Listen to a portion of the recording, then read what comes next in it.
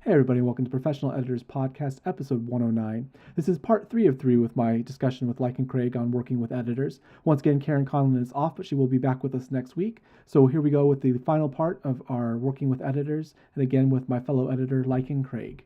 Well, we've already broached into the last part of our discussion, which is the tips for being productive with your editor.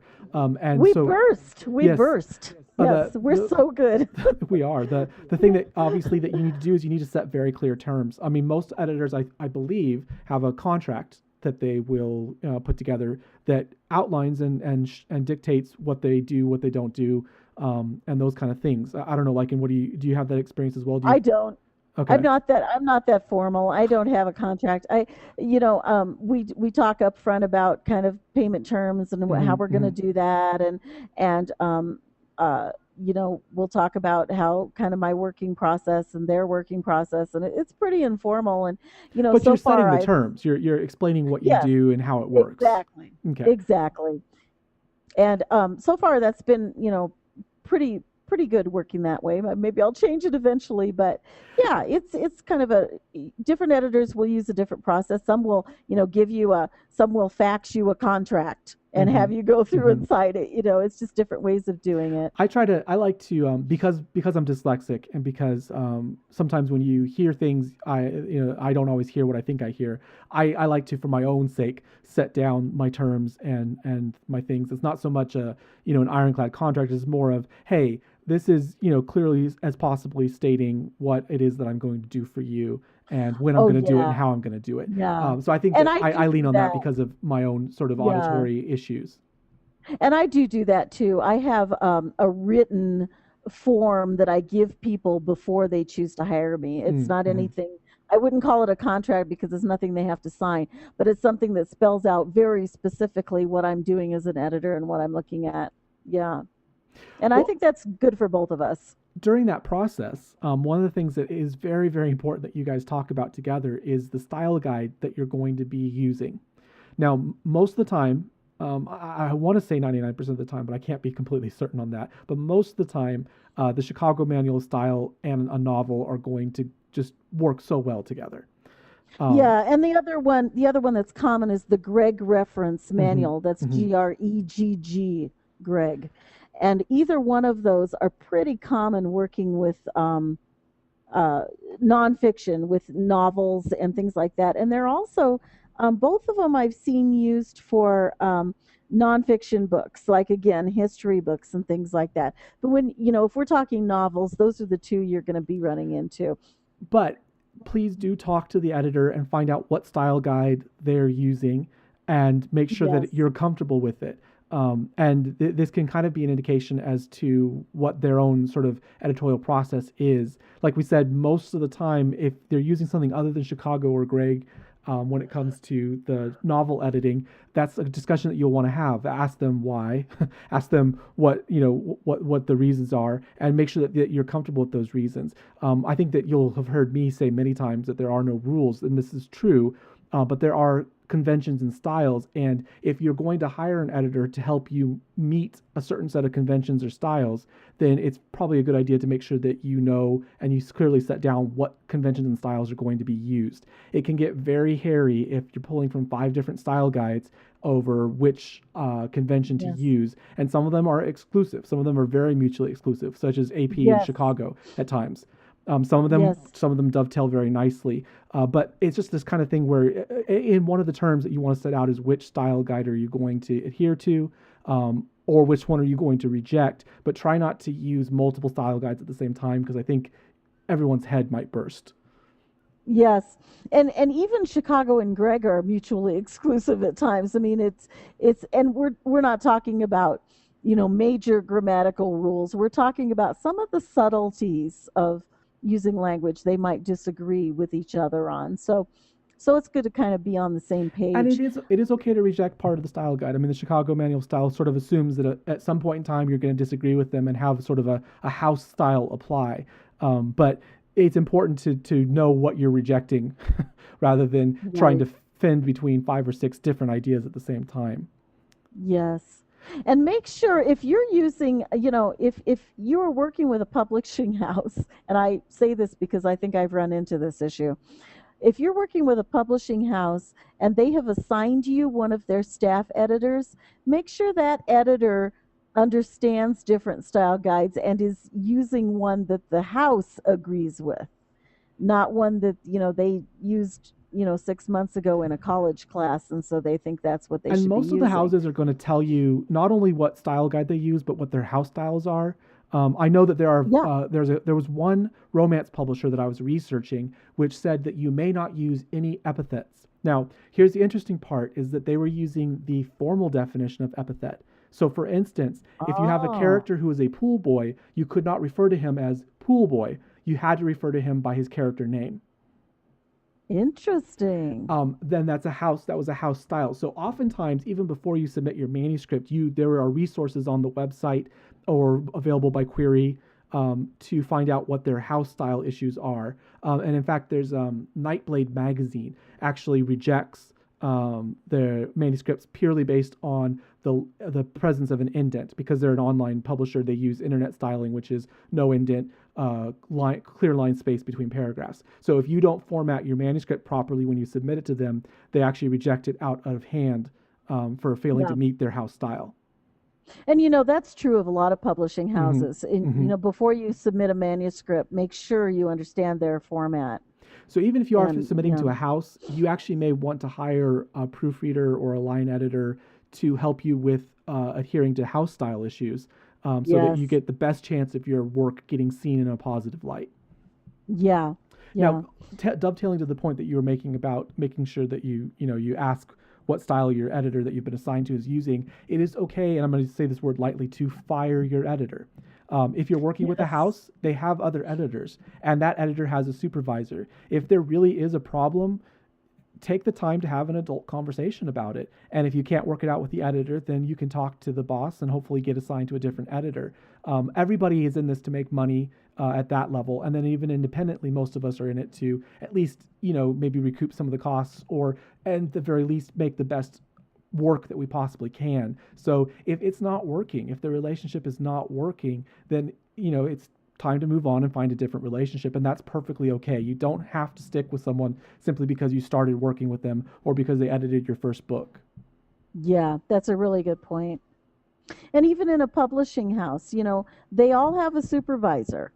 And if you feel that you're working with someone that you just can't respect, that you just you're not trusting what they're doing with your manuscript, you're not learning anything from them, you don't think they know what they're doing, if you have some really bad gut feelings and you can't shake them, then it's okay to sort of go over their head and ask to be assigned a different editor. Sometimes the best advice can be horribly packaged, and it's unfortunate, but sometimes you need to get the advice in a different format for it to make Yeah. sense to you. Even, I mean, I learned this as a Hmm. teacher. I worked with learning differences. There was nothing wrong with the teachers in the classroom. I mean, they were all very caring, hardworking individuals, but for a few students, they were not able to package the information in a way that could get across to them. And that's Sure. where I would step in and try and close that gap. So same thing with editing. Uh, Even if what they're saying is absolutely correct, if it's just not a good relationship, it's not a good relationship. However, there are times, of course, where unfortunately this is just the wrong editorial choice and you don't realize it until you're into the mix. And then the other side of that is that as authors, we do have egos. And one of the things that we can say for being productive to work with your editor is to try as much as possible to keep that ego in check when you're working with Yeah. them. And listen, you have hired them for their professional opinion, so listen to that opinion. It's okay to disagree with it. It's okay to argue with it. I would say please don't berate the editor until they agree with you. But if you need to understand more about where they're coming from or why they're saying what they're saying, I hope that they would be willing to engage in that conversation with you so that you can understand the notes that they're making. But do sort of realize that you are hiring them, or they're at the house that they're at, to make that manuscript the best possible for whatever venue it's going toward. So if it's going towards major sale, they're going to try and make it sellable. If they're working with you on an independent literary novel, they want to help you make it the best literary novel that can be independently produced. So try and work with them. Try and accept what they're saying, and don't take it as personal. Take it as this point in the story, this point in the manuscript has something that isn't working, and then work with them to find a way to make it work. Right, because if you have a competent editor, and we are assuming that you do, if you have a competent editor, you can only become a better writer by listening to them. It's ideally this is a person who will teach you things that you'll take into your next novel and help you get better and better. And this is your opportunity to learn, And and that's to actually get another better. myth, is that an editor is not a beta reader. Beta readers are very Right. useful. They're a part of the process. They need to be part of the process. But beta readers and editors are not mutually, or in some ways a little bit mutually exclusive. They're not the same thing. And even though your beta readers may be helping you catch out mistakes and errors and repeated words and those kind of things, the editorial relationship is something drastically different than the beta reader relationship. So especially if you're hiring an independent editor, don't treat them like a beta reader. This is a different caliber of advice and expertise that you're getting from them. And sometimes editors will be beta readers. I mean, you have friends that are editors and they're going to beta read for you.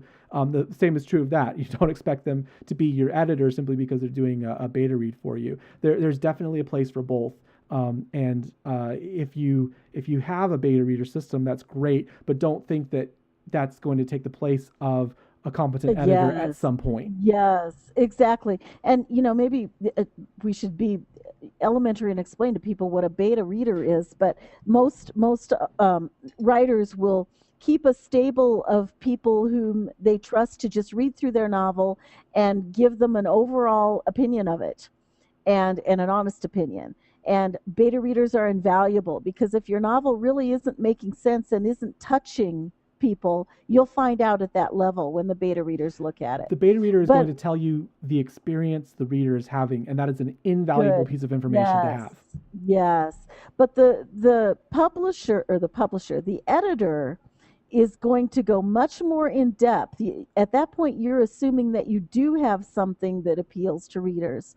And the editor is going to help you structure it in such a way that it carries the maximum impact, both for the reader and also for the market.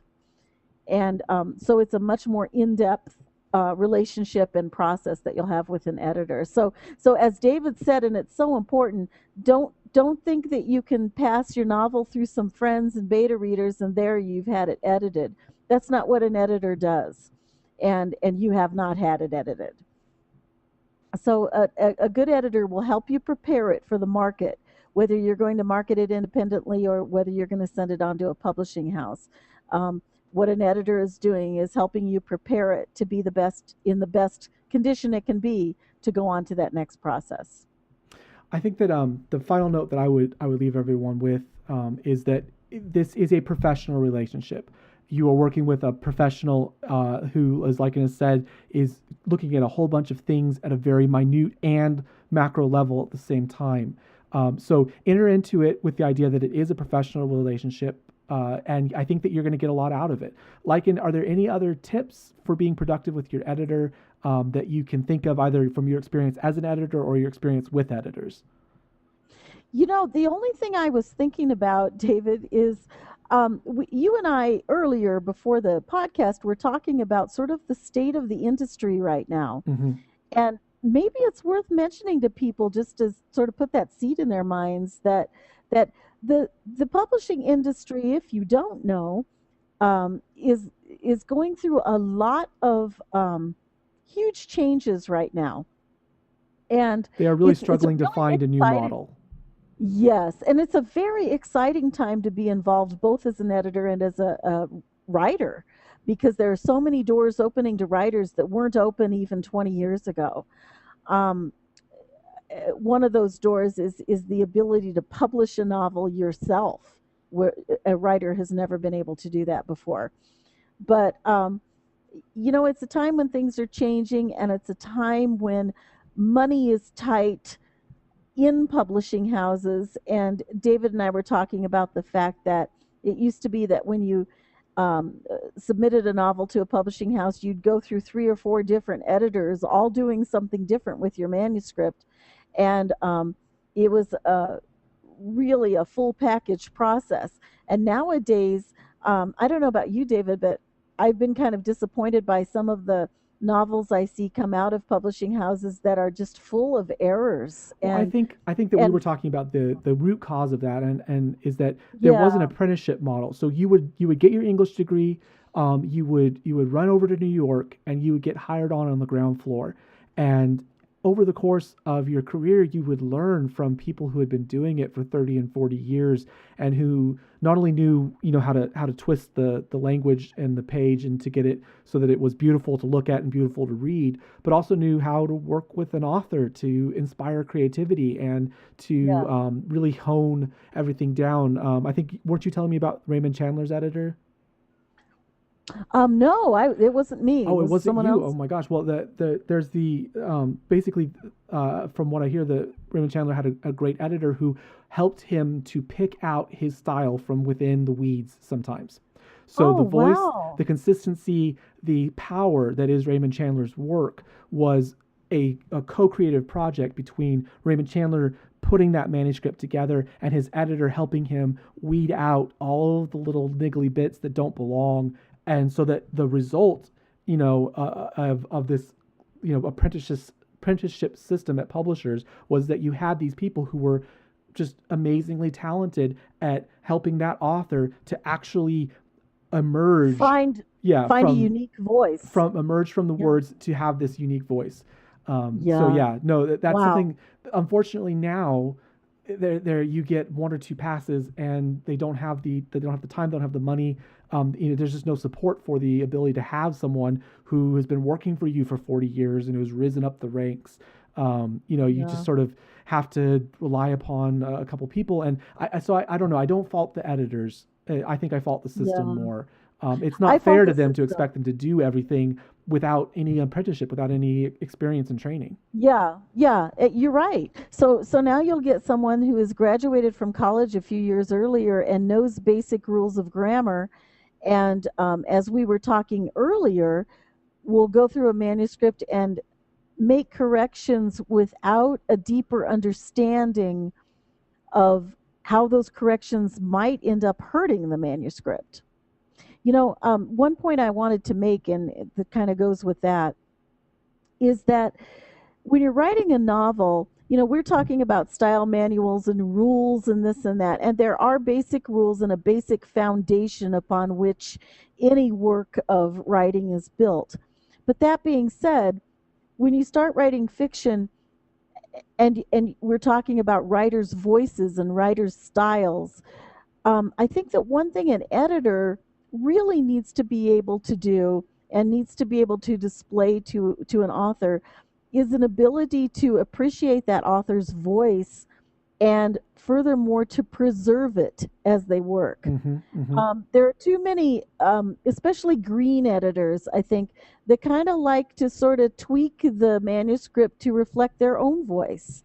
It's And even and it's even less insidious than that. I think that there are these campaigns out there of good quote unquote writing, and yeah, oftentimes it is somewhat even altruistic in a way. Like, they want your work to be good writing, but the problem is the campaign is a regression to the mean, is a return to mediocrity, is a yeah, lack of voice and anything independent, and that's, of course, to me, never what writing has been about. That's not what attracts me to writing. So I think it yeah. is a combination of both. It is a combination of maybe a little bit of the ego of the editor. Like I said, I think we all need humility when we're editing, but also just the fact that there are these rampant campaigns, and I see them everywhere. Adverbs are always bad. Passive voice is always bad, and Yeah, there's yeah. there's no subtlety left when you start to It's work in that. awful. It's awful because when you put blanket rules on a work of fiction like that, you remove the ability to sort of think outside the box and really be creative with it. An issue I had with an editor one day is I tend to use a lot of M dashes.